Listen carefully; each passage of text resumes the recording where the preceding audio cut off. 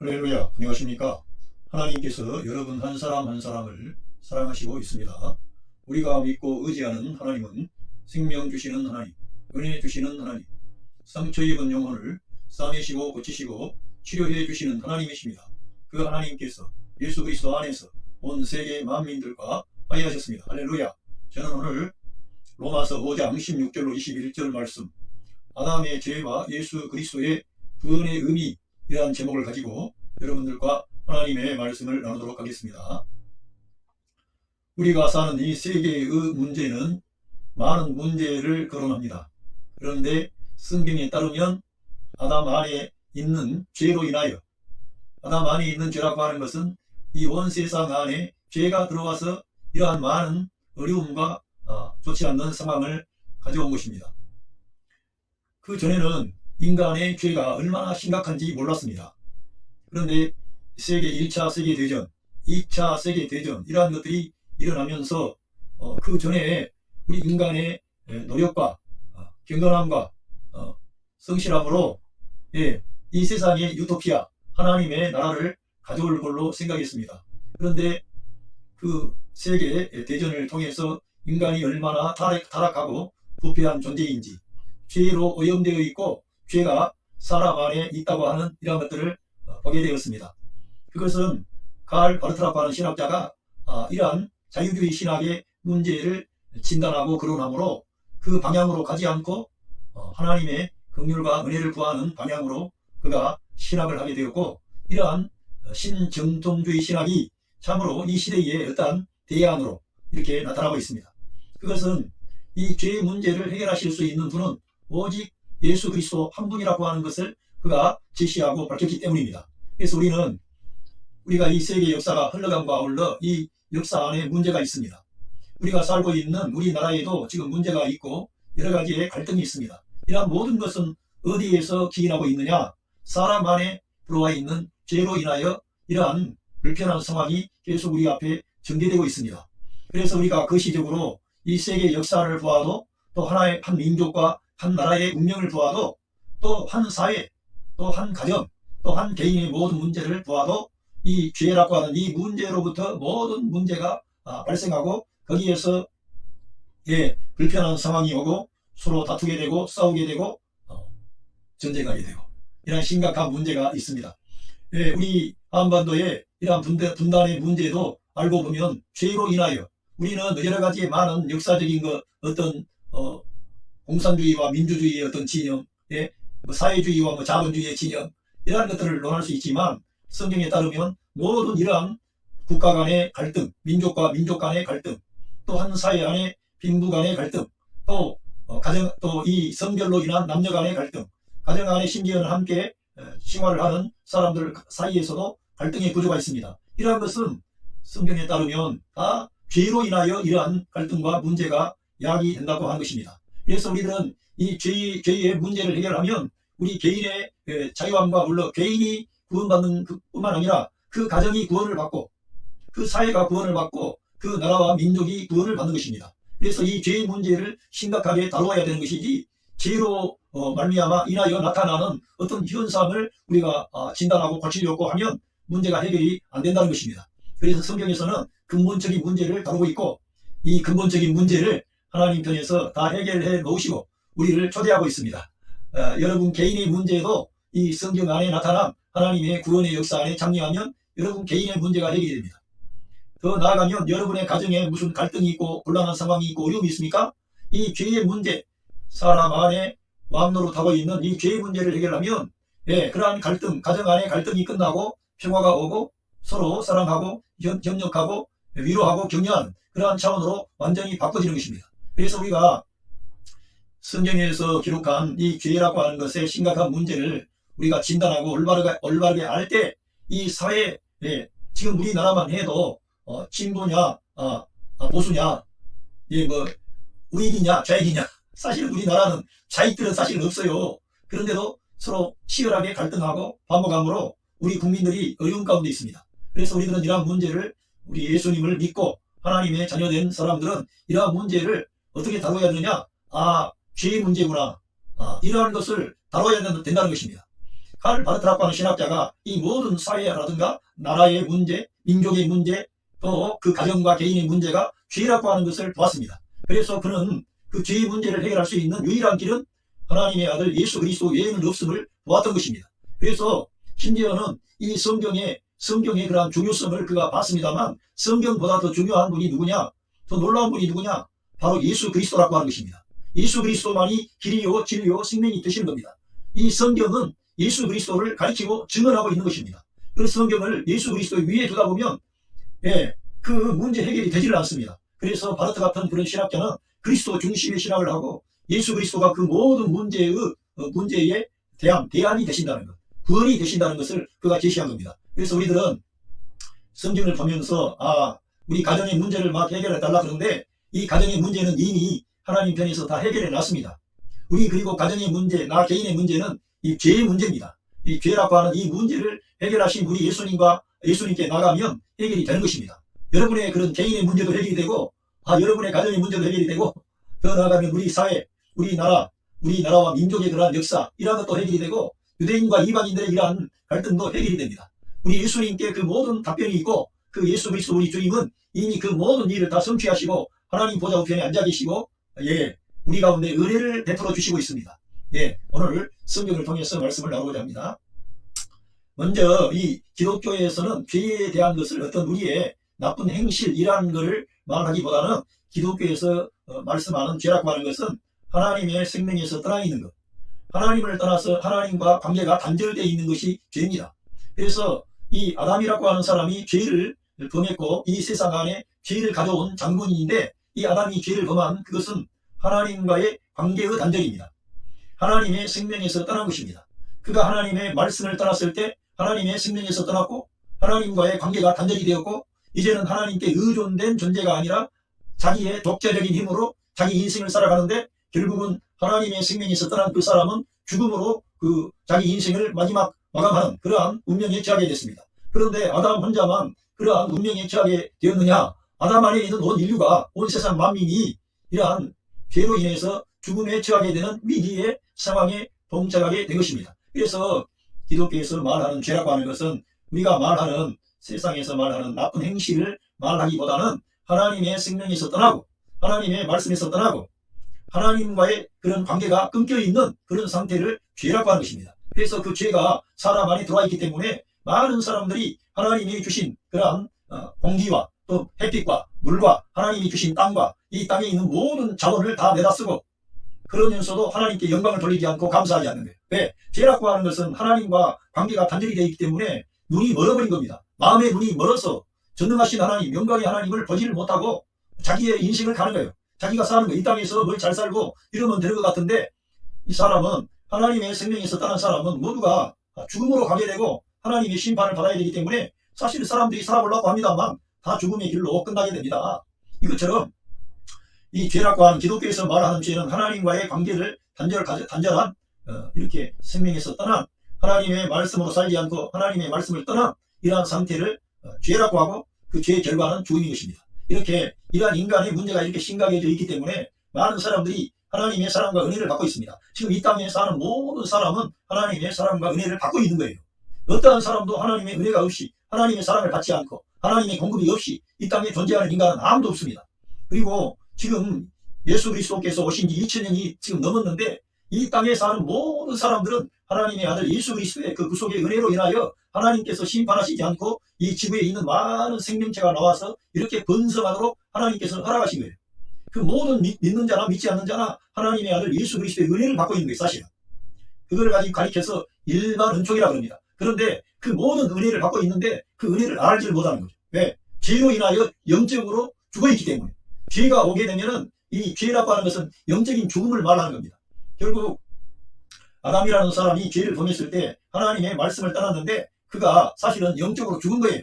하나님을 알기는 알지만은 하나님을 피하여 숨게 되고 하나님을 떠나게 되고 하나님과 관계없이 독자적으로 자기 삶을 살다가 슬픈 이생길을 가다가 죽음으로 끝나게 됩니다. 이렇게 인간은 하나님의 말씀을 떠나고 하나님의 생명을 떠났을 때 그는 영적으로 죽은 상태가 돼가지고 하나님과 교통함이 없는 거죠. 이 모든 세상 사람들이 영적으로 믿지 않는 자들은, 예수님을 영접하지 않는 사람은 영적으로 죽어있는 상태가 돼가지고 자기 인식길을 가는 거예요. 어디서 왔다가 무엇을 하다가 어디로 가야 되는지를 잘 모르고 있습니다. 그래서 하나님께서는 하나님의 아들을 보내셔서 사람의 죽었던 영을 살리신 거예요. 그래서 그 영을 살리셔가지고 그 영 안에 생명 주는 영이신 하나님의 성령 하나님께서 오셔서 그 사람들과 함께 이 세상에서 하나님의 아들을 대표하는 사람들로 일으키려고 하는 거예요. 하나님의 의도와 목적은 뿐만 아니라 그 생명 주는 영이신 하나님의 영이 오셔서 마지막 날에 그리스도가 이 땅에 재림하는 그날에 그 사람들을 영광의 몸으로 그리스도의 그런 영광의 몸으로 변화시키는 겁니다. 그러니까 아주 중요한 것은 우리 영이 하나님과 교통하느냐 하나님을 인정하느냐 여기에 우리의 구원이 달린 겁니다. 그래서 우리 예수님께서 이 세상에 오셔서 살리는 것은 영이니 육은 무익하니라 이런 말씀을 하실 정도입니다. 그러면서 너희들은 먼저 하나님의 나라와 의를 구하라 이런 것은 영적으로 하나님 아버지와 함께 영 안에 거하고 영 안에서 예배하고 영의 양식을 먹고 말씀이 곧 하나님의 영의 양식입니다. 사람에게 이러한 식량이 꼭 필요한 건데 우리 이 사람 거듭난 하나님의 자녀들에게는 반드시 하나님의 말씀 영의 양식이 필요합니다. 이처럼 우리가 죄에 빠진 사람은 결국 영적으로 죽어있는 상태가 되고 결국은 이 땅에서 7, 80년 동안 사는데 인생은 나그네 길인데 이 나그네 길을 갔다가 어디서 왔다가 무엇을 하다가 어디로 가는지를 모르고 죽는다니까. 그리고는 죽음 앞에 서면 모든 인간이 두려워한다니까요. 왜? 죽음 이후에는 하나님의 심판이 있기 때문에. 그런데 여기에서 하나님께서 그냥 이 사람들을 그냥 이렇게 내버려 두지 않고 이스라엘 민족을 택하셔서 아브라함을 불러내시더니 그 아브라함의 계보에서 이스라엘 민족을 일으키시고 그들에게 율법을 주시고 그런 가운데 거기에 선지자, 제사장, 하나님의 귀한 사람들을 일으키시더니 그 계보에서 하나님의 아들 예수 그리스도를 이 세상에 보내신 겁니다. 그분이 아담이 가져왔던 그런 모든 문제를 다 해결한 거예요. 다 해결하시고 우리 개인 구원뿐만 아니라 우리의 가정의 구원, 우리 사회 안에 주님의 구원의 역사가 이루어지도록 다 역사에 놓으셨습니다. 그리고 이 나라와 민족의 운명까지, 이 세계의 운명까지 우리 예수님께서 다 해결해 놓으신 겁니다. 그래서 제가 가끔씩 칼 바르트의 변증법적인 신학이라 그러는데 그거는 뭘 말하느냐? 우리는 어떠한 문제가 해결이 됐어요. 해결이 돼가지고 합이 나왔습니다. 그러나 또 우리의 이 역사는 진행이 되어 나가면서 합이 나왔지만은 또 다른 문제가 발생한다 이게. 그러면은 또 합이 나와요. 그 합이 누구냐? 예수 그리스도. 바르트는 그러한 방식으로 신학을 전개함으로 모든 이 역사에 대하는 이 개인의 구원 문제뿐만 아니라 가정의 문제뿐만 아니라 이 사회, 나라와 민족, 이 세계의 운명 모든 것은 그리스도를 통해서 이게 이루어졌다. 그런데 그 그리스도를 모든 문제 해결의 중심에 모시면 그 그리스도가 이미 승리하셨기 때문에 그러한 역사를 성취하신다. 이러한 방식으로 신학을 전개해서 단순히 칼 바르트라고 하는 신학자는 개인 구원만을 다룬 게 아니라 이 세계 역사 안에 놀라운 구원을 다룬 겁니다.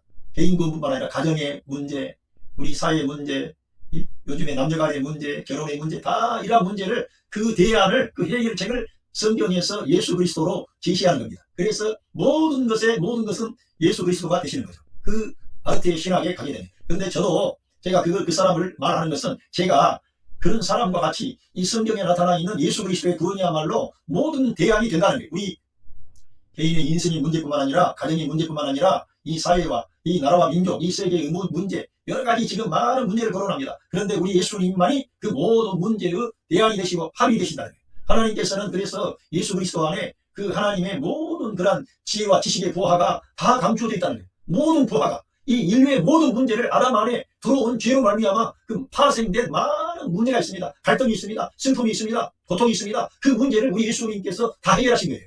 그래서 그 예수님을 실제로 그렇게 모든 분야에 적용하게 하시려고 이 세상에 믿는 자 안에 오신 분이 누구냐? 성령 하나님이신 겁니다. 성령 하나님께서 우리 개인의 구원 문제뿐만 아니라 우리 가정의 문제, 우리 사회의 문제, 우리 나라와 민족의 문제, 이 모든 역사의 문제를 해결해 주시기 위하여 성령님이 오신 거죠. 그래서 놀라운 겁니다. 그리고 이 성령님이 오셔서 역사하는 것은 결국 예수 그리스도의 몸을 일으켜 이 세상의 빛과 소금이 되게 하시는 거예요.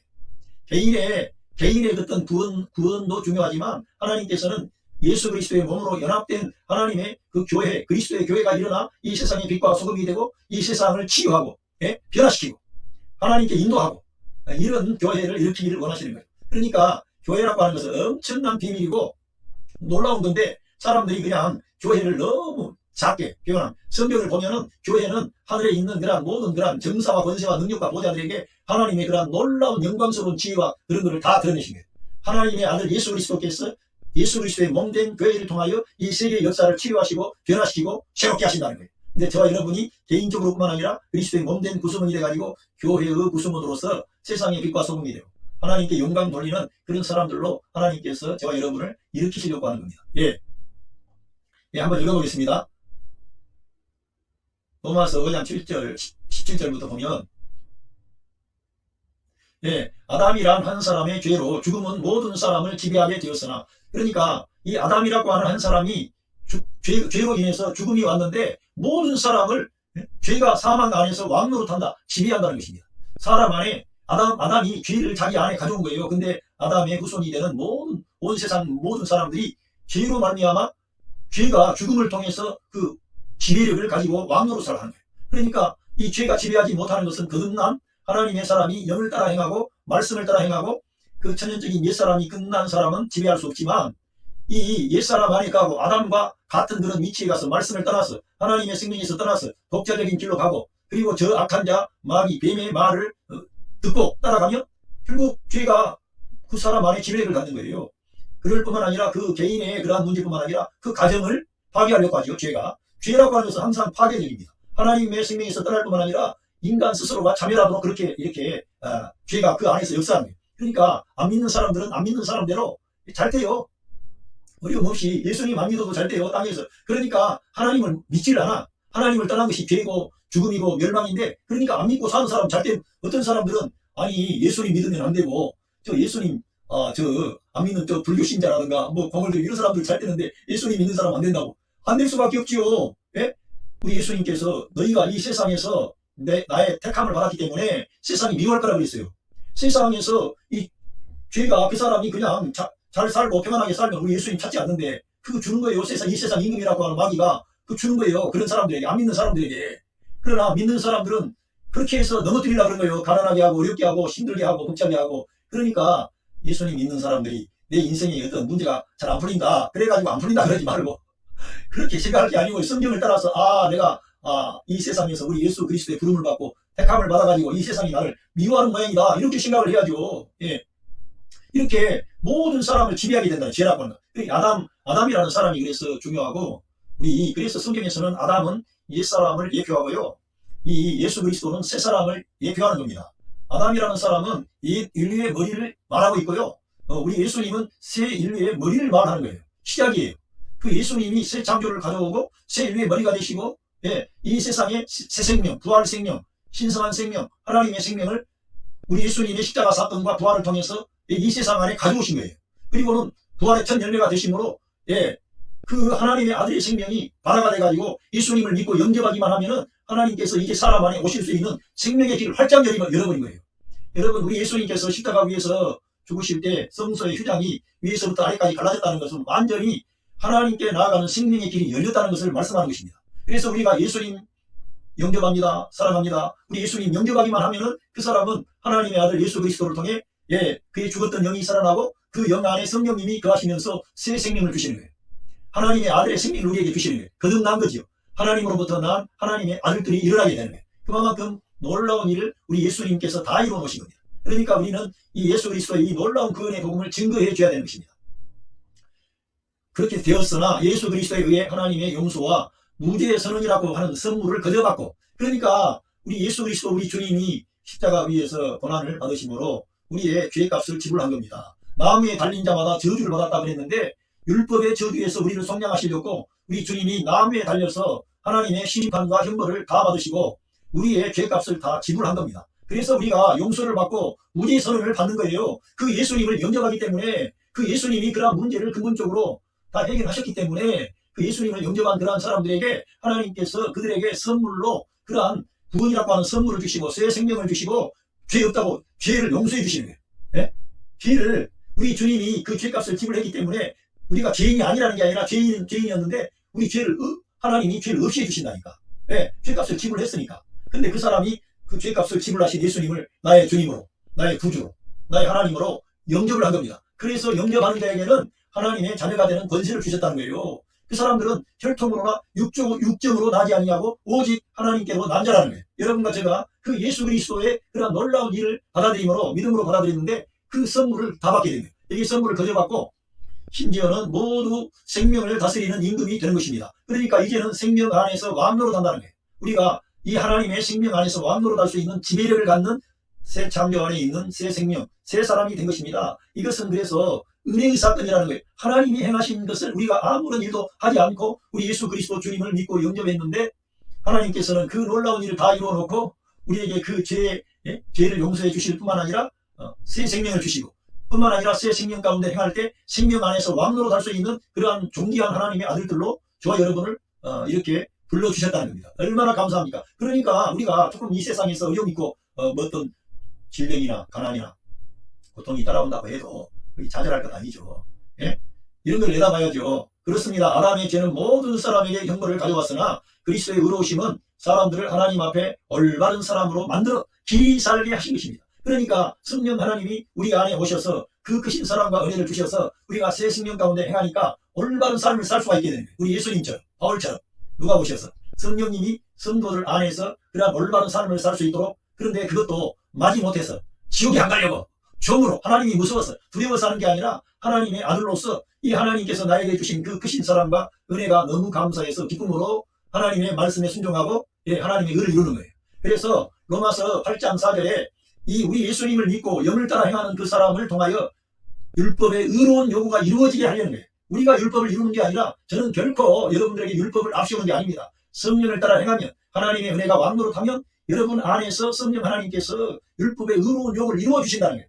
사랑할 수 없는 사람을 사랑할 수 있는 그런 사랑할 수 있는 힘과 용기와 능력을 주신다는 거예요. 그런 밝음을 주시고 소망을 주시고 능력을 주신다는 거예요. 성령님이 오셔서 여러분이 주님을 시인하고 인정하고 의지하면 성령님이 여러분들에게 그러한 성령의 9가지 열매를 맺힐 수 있도록 역사하신다는 거예요. 그래서 성경에서는 계속해서 너희 안에 행하시는 분은 그리스도 예수시니 너희 안에 행하시는 분은 하나님이시니 하나님께서 여러분 안에 일하시게 하는 거예요. 우리가 하나님의 말씀을 추구하고 성령님을 시인하고 인정하고 우리 구주 예수 그리스도의 은혜를 항상 앞장세우면서 사는 것은 하나님께서 여러분 안에서 일하실 수 있는 길을 열어드리는 거예요. 그분께서 나타날 수 있도록. 그러니까 내가 성경의 그 바울 사도를 통해 하신 말씀이 그 사실이라니까.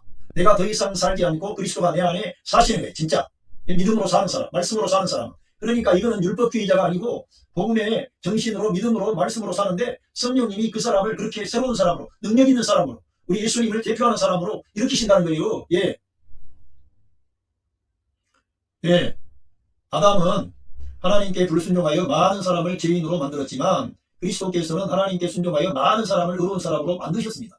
그러니까 우리가 의로운 사람이 되었다는 거예요. 왜? 우리가 이 진리를 믿고 존재 방식으로 들어가면 삶이 따라온다니까. 그런데 우리들은 늘 내가 뭘 하나님을 위해서 살려고 하는 그러한 각오와 결단과 노력과 헌신은 좋은데 주님께서 여러분 안에서 성도 안에서 정말 하나님의 말씀에 따라 순종하여 삶으로 하나님께서 원하는 그러한 일들을 할 수 있는 사람으로 여러분을 일으키신다는 거예요. 여러분 자신의 그 열정 그런 것을 좀 내려놓으라 이거예요. 그 주님을 따라가는 것은 수동적인 것이 아닙니다. 그냥 무기력하게 있으라는 게 아니에요. 내가 앞장서지 않는다는 거예요. 주님이 내 안에 사시고 역사하심으로 주님이 늘 앞장서고 나는 주님의 뒤를 따라가는데 주님과 함께함이 너무나 기쁘고 감사한 거예요. 그래서 즐거움으로 주님을 따라가. 그러면 일이 쉬워지고 문제가 해결이 되고 가정에 어떠한 문제가 심각했는데 그런 문제가 해결이 됩니다. 하나님께서 이미 해결하셨기 때문에 여러분이 그 주님을 앞장세우고 인정하면 여러분이 그렇게 힘써서 해결하려고 덤비지 않는데 평화가 찾아와. 부드러워져. 용서해줘. 하나님이 나를 봐주셨는데 나도 저 문제 있는 내 남편이나 아내나 내 자녀나 내 부모님이나 내가 하나님께 맡기고 봐드려야 되겠다. 주님께서 나를 봐주신 것처럼은 못해도 나도 조금 주님 편에 서서 내가 문제 사람을 바꾸려고 도전하고 가르치고 그 사람들의 약점을 지적하고 이렇게 하지 않고 주님께 다 맡기는 거예요. 그러니까 어떻게 보면은 무능한 것 같이 적극적으로 나서지 않는 것 같이 세상에 있는 학문은 어때요? 다 내가 주인공이 돼가지고 내가 해결자가 되는 거예요. 내가 모든 그 사람의 내면의 움직임을 파악하고 알고 처방을 내리고 다 심리학이라든가 요즘에 정신 분야에 그러한 것들이 다 뭡니까? 인간의 내면의 깊은 걸 조사해가지고 그걸 인간이 처방하는 거 아닙니까? 그런데 성경에서는 그런 심리학이나 정신 분석학이 아니라는 거예요. 주님이 다 이루셨기 때문에 우리가 주님께서 내 안에 계심을 믿고 맡기고 상대방의 어떤 문제나 내면을 조사하려고 하지 않고 저 사람이란 하나 문제 덩어리요. 그 문제 해결할 분은 우리 주님밖에 안 계세요. 그래서 우리 인간의 문제는 이 죄가 그 사람 안에 왕노릇을 하기 때문에 해결이 안 되는 거예요. 우리가 아무리 그 사람을 개조하고 가르치고 의시해도 그 죄의 건설하고 하는 것은 해결이 안 되는 거예요. 누구만 해결해요? 우리 예수님만이 그 문제를 해결하셨고 그 해결하실 수 있는 그 사람 안에 역사할 수 있는 길을 내어드리는 것은 내가 좀 뒷전에 가고 주님이 나타나실 수 있도록 주님의 십자가의 사랑, 십자가의 은혜, 십자가의 그 화해하심, 용서하심, 희생, 원함 이런 것들을 떠올리면서 주님께서 그 모든 문제를 해결하고 부활하셨어요. 마귀의 모든 권세를 다 이기고 지옥의 모든 세력을 다 이기고 부활 승리하신 거예요. 그렇게 영광의 주님이 성도님 안에 계시고 지금 여러분 가족들 가운데 문제가 있을 수 있는 그 사람의 문제를 해결하기를 원하시는 거예요. 그래서 성령 하나님이 성도 안에 임하여 가신 겁니다. 그거를 인정하라 이거예요. 내가 앞장서지 말라는 말은 그런 말이라 이거요. 하나님이 일하신다 이거요. 그걸 믿어야 된다 이겁니다. 예. 십계명을 받은 결과 모든 사람은 스스로 하나님의 율법을 지켜낼 수 없는 존재라는 것을 알게 되었습니다. 그러나 우리 자신의 죄가 깊다는 것을 알게 될수록 우리는 용서하시는 하나님의 넘치는 은혜를 더욱더 깊이 깨닫습니다. 그러니까 죄를 막 이렇게 진단하고 죄가 문제다. 그렇게 우리가 문제죠. 모든 내 개인의 문제, 내 가정의 문제, 이 사회의 문제, 우리나라의 문제, 남북 간의 문제. 사실은 그게 보면 다 죄라고 하는 것입니다. 다 이기적인 거. 하나님을 떠나서 자기들이 다 해결하라고 하는. 그런데 이 죄라고 하는 것을 알고 내가 무능하구나 이런 것을 깨닫게 되면 그런 가운데서 뭘 알아요? 그 죄를 이기신 은혜가 있어요. 죄를 해결하신 하나님의 은혜가 있다니까. 그런데 이 십계명이라고 하는 것은 계명을 우리가 깊이 있게 알게 되면 이 계명은 이걸 내가 지키지 못하는구나.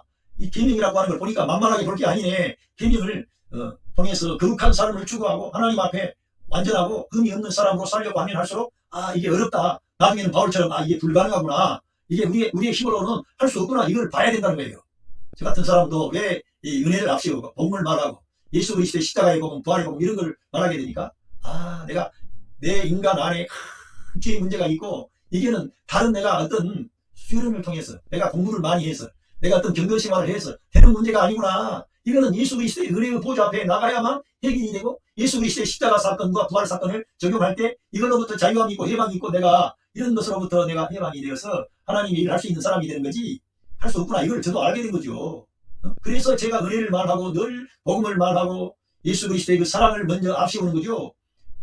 인간의 죄 이거 심각하다 이거예요. 그러나 이 죄보다 더 크고 놀라운 것은 은혜라는 거예요. 하나님의 아들 예수 그리스도의 은혜. 여러분 혹시 여러분이 남에게 말할 수 없는 어떤 큰 오류가 있고 죄악에 빠졌습니까? 그 죄를 끝까지 보지 마시고 회개하되 그 은혜를 한번 생각해 보세요. 그 예수 그리스도의 은혜를 생각해 보시라니까. 그 은혜가 더 놀랍다니까. 은혜가 크다니까. 그러니까 여러분의 죄가 사실은 예수 그리스도를 통해서 다 죄 사함을 받고 용서를 받고 하게 됐어요. 죄를 더 지으라는 얘기가 아니고요. 성령을 어떤 사람들은 이러한 은혜에 대해서 감동점을 주면은 사람들이 많이 죄에 짓도록 길을 열어주는 것 아닌가 하면서 계속 그러한 방향으로 그렇게 하면 안 된다고 그러면서 회개하고 돌이켜야지 막 그런 식으로 나가는 사람들이 있어요. 근데 한 번, 두 번은 그렇게 될지 몰라도 우리가 평생을 살 때 우리가 하나님의 은혜가 나를 지배해야만이 죄를 이기는 거지 내가 죄를 회개하고 또 회개해도 은혜 아래 거하지 아니하면 또 죄를 범하게 되고요. 또 좌절하고 실패하게 돼요. 은혜가 이 죄를 이기는 것이고 승리하는 삶을 주는 것이고 예수님의 길로 갈 수 있게 하는 것이고 바울처럼 고난을 당하는 중에도 이 생명의 길을 가면서도 낙심하거나 좌절하지 않는 그 은혜가 능력인 것이고 생명이고 성령님의 역사고 이런 것이지 죄와 은혜가 붙으면 은혜가 이겼다니까. 그래서 예수 그리스도의 십자가의 대속의 은혜를 말하는 거지요. 거기서 죄악의 권세가 깨어집니까? 거기서 사망의 권세가 깨어지고 마귀의 권세가 깨어지고 우리 사람이 해방을 자유함을 얻게 되고 평강을 얻을 뿐만 아니라 구원받고 새 생명 얻고 하나님의 아들이 될 뿐만 아니라 새 생명을 사는 그런 사람들로 일어날 수 있는 그런 원동력 근원이 뭐예요? 예수 그리스도의 은혜라는 거예요. 이 하나님의 귀한 은혜라는 거예요. 이것이 여러분에게 주어졌는데 이 은혜가 여러분을 지배하게 하라는 거예요. 은혜가 왕노릇하게 하십시오. 그거를 하나님의 말씀을 통해서 바울 사도를 통해서 이렇게 다 기록을 해놓은 겁니다. 예. 과거에는 죄가 모든 사람을 지배하여 죽음을 가져왔지만 지금은 그와 반대로 하나님의 은혜가 우리를 지배하게 되었습니다. 그리하여 우리 주 예수 그리스도를 통하여 우리가 하나님 앞에서 올바른 사람으로 인정받음으로써 영원한 생명에 이르게 되는 것입니다. 예. 그러니까 우리가 이렇게 은혜가 지배하게 됐다는 거예요. 예수 그리스도를 통해서 우리가 은혜가 지배함으로써 예수 그리스도를 통해서 우리가 하나님 앞에서 올바른 사람이라고 인정을 받게 되는 거예요. 내가 그걸 한 행위가 아니라 우리 주님을 의지하고 믿음으로 살고 말씀을 따라 행하면 성령 하나님께서 성도들에게 부드러운 마음을 주시고 다정한 마음을 주시고 용서하는 마음을 주시고 축복의 마음을 주시고 화해하는 마음을 주시고 그렇게 하시는 거예요. 그래서 그 하나님의 생명, 신성한 생명을 이 땅에서 누리게 하시는 거예요. 그래서 승리하는 사람이 따라 나오는 거예요. 성령님의 역사죠. 그러니까 바울 사도와 같은 분은 내가 많이 수고했지만 내가 한 것이 아니고 나와 함께 하신 하나님의 은혜입니다. 이렇게 말씀하잖아요. 그러니까 은혜가 바울 사도 안에서 왕로로 돼서 그렇게 주님을 뜨겁게 사랑하고 헌신했던 것입니다. 그것은 바울 사도 개인의 얘기가 아니라 이제 그 바울 사도를 통해 이 성경을 기록해서 이 성경에 기록된 말씀을 그대로 믿음으로 받아들이면 바울 사도와 같이 우리도 승리할 수 있다는 거예요. 어떠한 환난과 시험과 고난과 역경 중에서도 뒷걸음질하지 않고 주님께 감사하며 찬양하며 나갈 수 있다는 거예요. 예, 새 생명을 사니까, 부활 생명을 사니까 우리의 전형적인 생명으로 살면 두렵지요. 인간인데 이 세상에 돈도 없고 가난하고 병들고 여러 가지 문제도 많고 복잡한데 왜 두렵지 않겠어요. 인간인데. 그런데 우리가 그 생명으로 사는 게 아니라 우리가 이 몸을 가지고 있기 때문에 이 아담 안에 거할 수 있는 그런 소지가 많습니다. 그런데 우리가 늘 하나님의 말씀을 받아먹고 영의 양식을 먹고 믿음으로 살고 말씀으로 살고 은혜가 나를 지배하고 그리스도의 그 십자가의 내 속에 은혜를 힘입어서 늘 은혜가 지배하는 삶을 살게 되면 그런 환경을 이긴다는 거예요. 예, 새 생명이니까 하나님의 아들의 생명이니까 부활 생명이니까 사망을 이긴 생명이니까 그 생명이 내 안에서 증가되고 확장되니까 감사와 찬양과 영광을 돌리는 거예요. 그래서 바울처럼 내가 아니고 나와 함께 하신 하나님의 은혜입니다 이렇게 말하는 거예요. 그리고 은혜를 우리가 말하지만 은혜는 그리스도 자신이 사실은 은혜입니다. 그리스도 자신이 은혜고요. 그리스도가 빠진 은혜가 뭐가 그런 은혜 아닙니다. 내가 뭐 잘되고 이런 게 그 은혜가 아니고요. 예수님과 함께 하면 그것이 은혜가 되는 거예요. 예수님과 함께 하시길 바랍니다.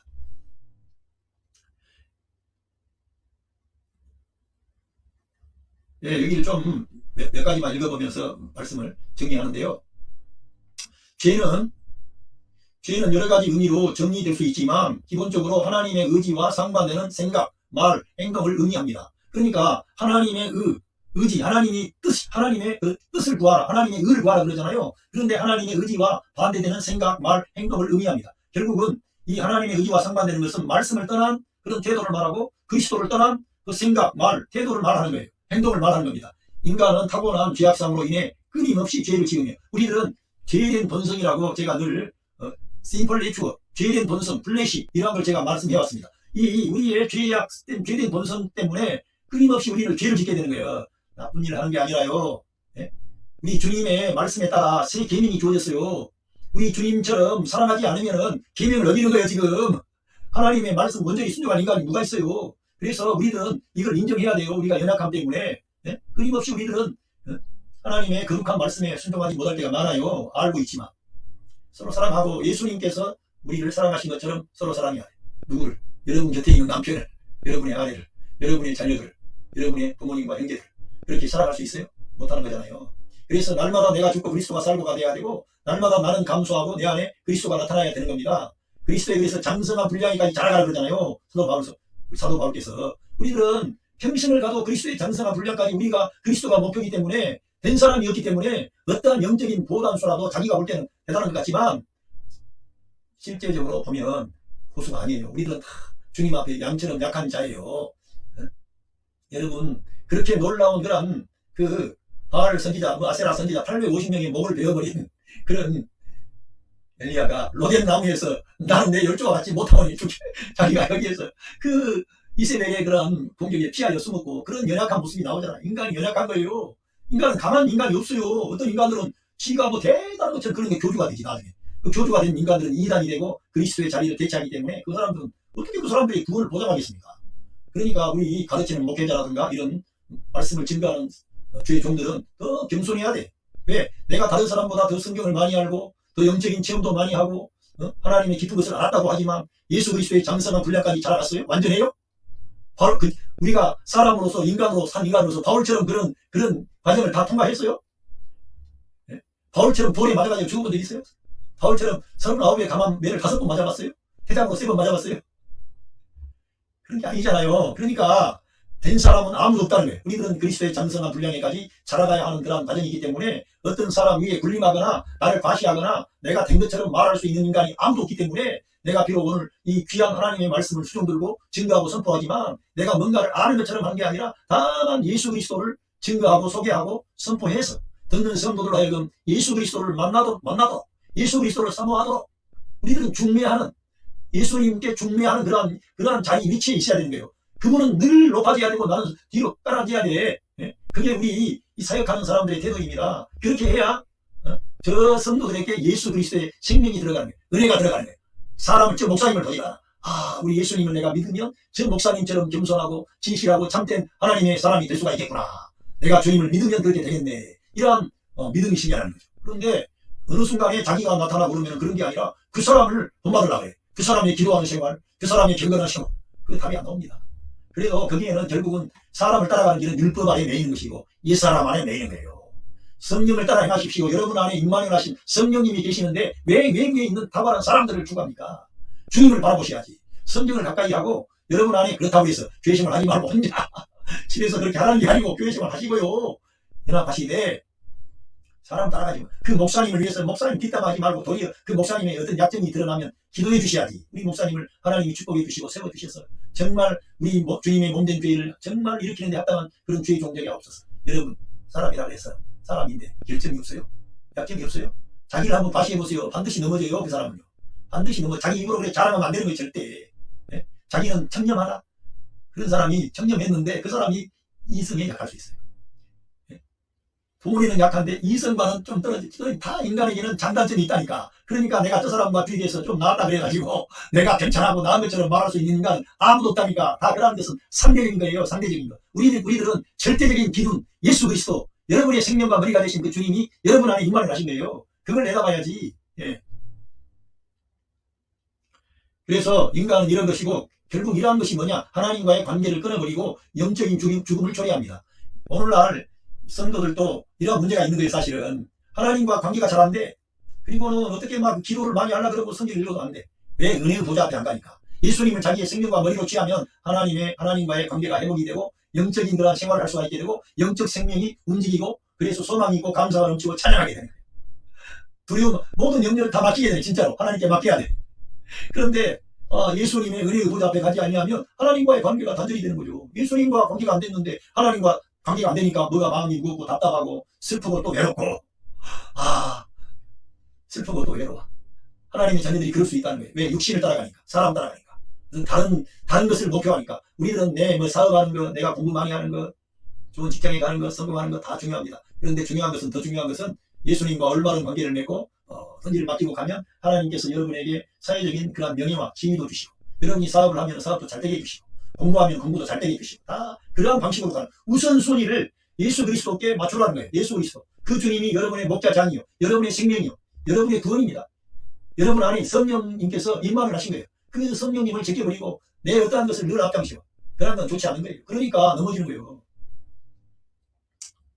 그거는 예수 그리스도의 십자가의 희생을 통해 얻어지는 하나님의 은혜입니다. 예수 그리스도께서는 인류의 온 세상 만민의 죄를 대신 짊어지시고 십자가에서 죽으심으로 인간이 하나님과의 관계를 회복할 수 있는 길을 열어주셨습니다.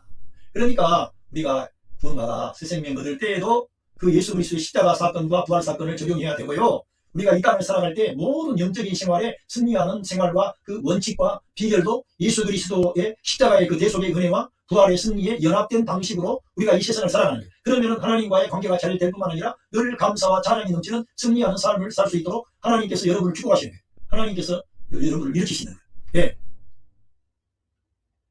죄를 인정하고 회개하며 예수 그리스도를 믿는 자는 누구든지 구원을 얻을 수 있습니다. 이방인이나 유대인이나 남자나 여자나 초혼이나 자유인이나 어떤 사람도 내가 죄인입니다.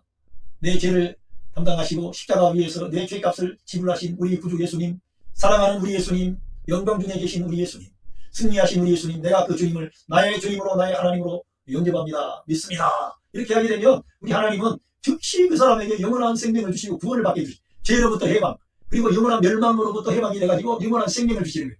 그렇게 영원한 생명, 그리고는 성령 하나님이 그 사람의 죽었던 영을 살리시고 그 영 안에 하나님의 아들의 생명을 주신 거예요. 그래서 하나님을 아버지라고 막 이제 부르기 시작하는 놀라운 일이 이루어지는 거예요.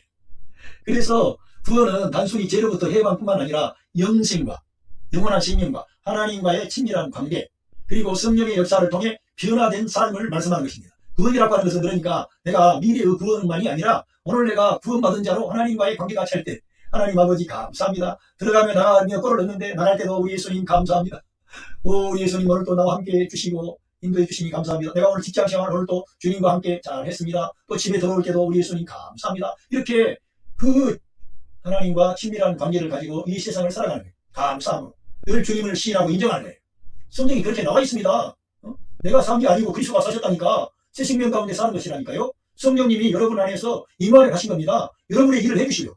여러분에게 주도권을 주신 게 아니라 그 성령님은 이제 여러분의 왕으로 주인으로 주로 오신 거예요. 주로. 우리 예수님은 섬기러 오셔서 우리 근본적인 문제를 다 해결해 주셨는데 그 사랑과 은혜를 우리가 받아들이고 나니까 그 성령 하나님이 믿는 자 안에 오셨는데 그 성령님은 우리를 섬기려고 오신 분이 아니라 우리의 주님으로 우리를 다스리고 우리를 통제하고 우리를 인도하시려고 하는데 그 성령 하나님은 강제하시지 않고 예수 그리스도의 은혜를 우리가 시인하고 인정하고 그 주님을 믿고 의지하면 성령님이 그 사람을 대단한 사람으로 일으키시는 거예요. 그냥 부드러운 사람이 될 뿐만 아니라 강한 사람이 되게 하고 여유 있는 사람이 되게 하고 많은 문제를 해결하는 해결자가 되게 하고 평화의 사람이 되게 하고 그렇게 그 사람을 일으키시는 거예요. 예수님을 그 사람이 시인하고 인정하니까. 할렐루야. 그렇게 하나님이 일하시는 거예요. 그래서 성령의 역사를 통해 변화된 사람이 나오는 거예요. 성령님의 역사를 통해서. 네. 읽어보겠습니다. 죄와 구원은 기독교 신앙의 핵심 개념입니다. 왜냐하면 죄는 인간의 근본적인 문제이며 구원은 이 문제에 대한 유일한 해결책이기 때문입니다. 이 개인의 문제뿐만 아니라 우리 개인의 문제는 물론이고 우리 가정의 문제, 우리 사회의 문제, 우리나라 보수와 진보, 영남과 호남, 남과 북, 우리나라는 왜 이렇게 어떤 경제 발전을 가지고 왔지만 이렇게 분열이 심하나? 우리 민족의 역사를 보면 알 수 있습니다. 원래 고구려 백제 이제 신라 이렇게 있었는데 이거를 통일을 했지 않습니까? 조선으로. 그래서 고구려 백제 신라가 이렇게 하나가 됐는데 여기에서 또다시 보면은 이 신라 쪽에 있는 지금 영남과 이쪽이 지금 백제 쪽에 있던 이 호남 쪽의 이 절반이 갈등하고 있는 것 같아요. 예? 이러한 역사적인 그러한 것도 우리 예수 그리스도를 우리 교회 목사님들이 중심에 둬야 돼. 사실은 너무 보수적인 목사님들이 옳고 그름에 대해서 이게 하나님의 관점으로 봐야 되는데 그쪽으로 다가서 이쪽에 있는 사람들 목사님들이 너무 편협해요. 저도 목사지만 목사님들이 성경을 보고 우리 예수님의 십자가와 부활을 통해서 어떤 세상을 보는 눈이 떠져야 돼. 누가 어떤 선동하면 거기로 가가지고 심지어는 제가 과거에는 괜찮겠다 그런 목사님들도 다 완전히 꼴보수가 되더라고. 이상하더라고요. 좀 열려서 봐야 하잖아요. 그리고 갈등을 부추기는 게 아니라 통합하는 쪽으로 가야 되잖아요. 하나 되도록. 대통령도 사실은 이런 선거가 끝나면은 이제 진보냐 보수냐 영남이냐 호남이냐 이렇게 분열됐으면 서로 화합하게 되고 상처를 치유하게 되고 이렇게 하는 거예요. 정치라고 하는 것은. 통합하는 거예요. 근데 정치인들이 통합을 하는 게 아니라 더 부추기고 더 갈등을 부추기고 또 남자와 여자 또 남녀 간의 갈등을 더 부추기고 또 어떤 인간들 그걸 이용해가지고 표를 넣으려고. 그래가지고 지금 우리 한국 사회는 알다시피 그 자녀 출산율이 0.7%인가? 세계에서 가장 낮은 출산율. 이 나라가 앞으로 이런 구조로 가면 망하는데 사라지는 거죠 이제는. 그리고 지금 알다시피 지방 소멸이 너무 심각한데 관심도 없어요. 문제의식을 갖지는 못해. 누가? 정치 지도자가. 대통령이라든가 이런 최근에 이 나라의 대통령으로 뽑힌 사람들 이런 사람들이 그런데 그런 사람들을 지지하는 거예요. 그 사람들 알다시피 그 주변에 나오는 것이 뭡니까? 무당, 점치는 것. 심지어는 청와대를 용산으로 옮긴 것도 어떤 정술가들, 역술가들의 어떤 그런 도움을 받았다고 그러잖아요. 그 나온 설에 의하면. 그러니까 우리는 하나님의 말씀으로 봐야 되는데 너무 편협하게 잘못된 길로 가는 거예요 지금. 그런데 하나님 말씀만이 이러한 문제를 해결한다는 거예요. 하나님이 예수 그리스도를 중심에 두면 해결이 된다는 거예요. 진짜로. 예수 그리스도를 중심에 안 두고 성경 구절을 붙잡고 예수님을 중심에 두지 않고 성경 한 구절 붙잡고 그 실험하는 거예요. 그리고는 정죄하고 판단하고 예수 그리스도를 중심에 둬야 되는 거예요.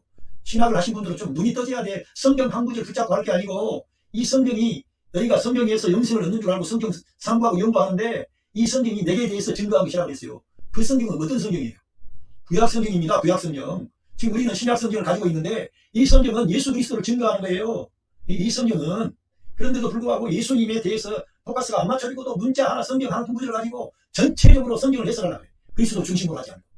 그러니까 카를 바르토와 같은 신학자가 그러한 부정통주의의 성경 해석 방법을 내려놓고 그리스도 중심으로 성경을 해석한 바와 아울러 자유주의 신학자들이 모든 논리와 그런 신학 사상을 일부에 박살을 내고 깨뜨려버린 거예요.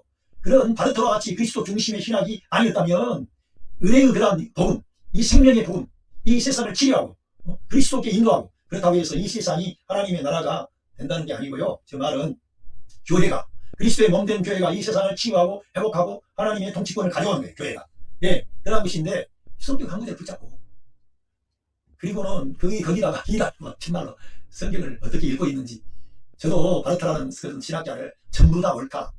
바르트가 말한 것 중에 성경의 그런 그 모든 계시가 다 하나님의 말씀은 아니다 이런 말이 있어요. 그러다 보니까 그 사람을 이단이라고 정죄하고 그러는데 아니 그분이 말한 그리스도 중심을 주장했던 그러한 중요한 것들을 받아내야지 우리가 공부하는 사람들이 어떠한 좋은 점들을 발견해야지 뭐가 틀리면 흑백 논리로 가가지고 다 틀렸다 그러고 다 옳다 그러고 칼빈이 다 옳아요? 칼 마르트가 다 옳아요? 그런 게 아니라는 거예요. 칼빈에게도 좋은 점이 있고요. 너무 훌륭한 일 하신 분이고 이 개혁주의 신학에 기초를 놓았던 아주 위대한 신학자지요. 그런데 그 신학이 이 세계 역사를 관통해 보면서 대안을 제시하지를 못했어요. 그러니까 자유주의 신학에 공격을 받고 계속 뒷걸음질하고 있었는데 이 신정통이라고 하는 칼 마르트 신학이 나와가지고 이 자유주의 신학을 깨뜨리고 예수 그리스도의 은혜의 말씀 그리고 심지어는 그리스도 중심의 신학으로 이 세계 역사와 미래에 대해서 희망, 하나님의 은혜 그런 걸 말하게 된 거죠. 결코 바르트가 이 바르트 신학에서는 이런 뭡니까 종교다원주의 그런 거 절대 용납하거나 허용한 적이 절대 없습니다. 예수 그리스도의 십자가의 구속의 은혜만이 그리스도의 그 은혜만이 구원의 역사를 가져온다. 아주 중요한 말을 한 거예요. 그러니까 왜 신정통주의라 그러냐.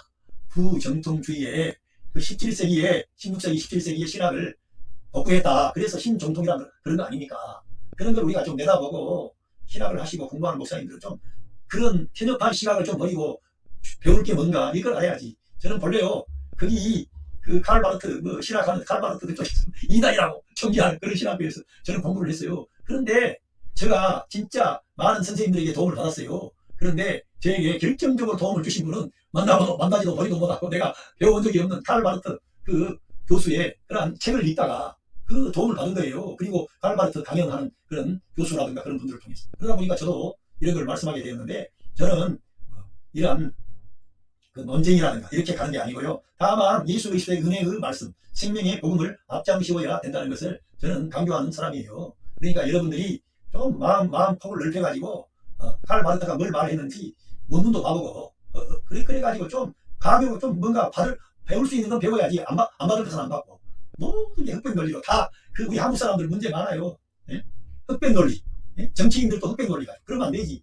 김대중 대통령이 훌륭한 점은 그분이 그렇게 많은 저쪽의 사람들의 박해를 받고 그랬지만은 그쪽에 있는 사람들을 등용하고 비서실장으로 쓰기도 하고 그 이종찬인가 하는 분도 원래 그 안기부 그런 쪽에 분이에요. 그런데도 그런 분들과 다 함께하고 또 김종필 이런 분들도 함께하고 예 그리고 그 포항제철 예 그 하신 분 박혜준 그분 그런 분이라든가 다 함께 해가지고 했고요. 물론 그분도 완전할 수가 없겠지요. 그러나 동서간의 화합 정치 보고 가지 않겠다. 그러면서 자기와 성향이 틀린 사람도 등용하고 쓰고 이렇게 되는 거예요. 세상의 정치도. 그런데 우리가 예수님에 대해서 타협하는 게 아니고 예수님에 대해서 어떤 좋은 점이 있다면 받아들일 것은 받아들이고 아닌 것은 안 받으면 되고요. 흑백 논리 가지고 전부 다 틀렸다. 이단이다. 극단적으로 가는 거예요. 그러니까 좀 안타깝습니다. 제가 볼 때. 예. 또한 죄로부터 자유롭게 된 우리는 하나님의 사랑과 은혜를 경험하며 이 세상에 긍정적인 영향을 미칠 수 있습니다. 그러니까 이 한 사람 아담으로 말미암아 죄가 왔지만 예수 그리스도를 통해 이 하나님의 아들의 생명이 우리에게 흘러 들어와가지고 우리도 똑같이 이 생명의 말씀, 은혜의 말씀을 붙잡고 예수 그리스도를 흘려보내는 거예요. 하나님의 놀라운 역사를 가져오는 겁니다. 이러한 일을 하는데 여러분의 그러한 가정뿐만 아니라 여러분이 속한 그러한 직장 그리고 이러한 정치계 안에 어떠한 교육계 안에 또 그가 어떤 사업을 하는 분이고 또 어떤 경제 활동을 하고 그런 모든 큰 기업을 운영하는 분이라면은 이 세상에 긍정적인 영향을 미칠 수가 있는 거예요. 예, 놀라운 일이 있는 거죠. 그러니까 어떤 사람들에게라도 우리는 이 복음을 전해줘야 돼, 사실은. 그래서 저는요, 진짜 삼성그룹의 그런 그룹의 장들 그런 분들에게도 어떤 가까운 사람이 있다면은 하나님의 사랑을 전달을 해줘야 돼. 하나님의 은혜를.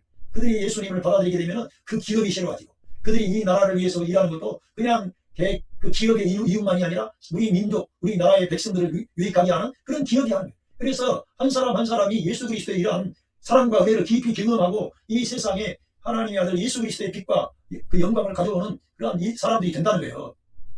그래서 하나님께서는 이 모든 사람들에게 이러한 은혜를 흘러가기를 원하시는 거죠. 네, 단절하는 게 아니고요. 네, 이제 제가 말씀을 오늘 길게 했는데요. 죄에 대한 것, 그리고 구원에 대한 것은 아담은 죄와 관계하고 예수 그리스도는 구원과 관계합니다. 그런데 죄라고 하는 것은 죽음을 가져오게 되고 하나님과의 생명에서 떠나게 됩니다.